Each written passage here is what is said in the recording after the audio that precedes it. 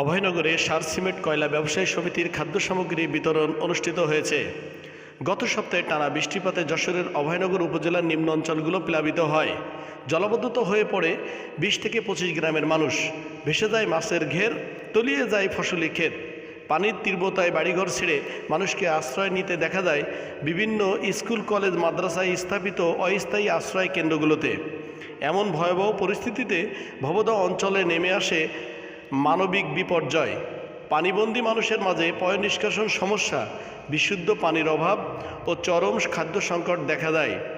তাদের এমন মানবিক সংকটে প্রয়োজনীয় খাদ্য সামগ্রী নিয়ে এগিয়ে আসেন নোয়াপাড়া সার সিমেন্ট কয়লা খাদ্যশস্য আমদানিকারক ও পরিবেশক ব্যবসায়ী সমিতির নেতৃবৃন্দ।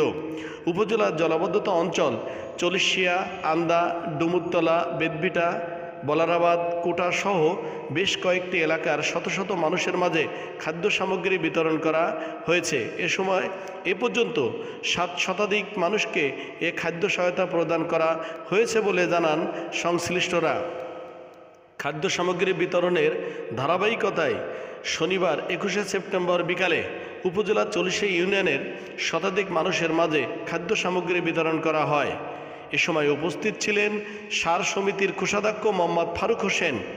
এছাড়াও উপস্থিত ছিলেন ব্যবসায়ী নুর আলম পাটোয়ারি বাবু, শাহিন রেজা, মাহমুদুল হাসান লিপু, SM মুজিবুর রহমান, প্রভাত ফেরি পত্রিকার নির্বাহী সম্পাদক আরুনার রশিদ, মিলন হোসেন, রফিকুল ইসলাম টুলু, তরিকুল ইসলাম সহ ব্যবসায়ীবৃন্দ।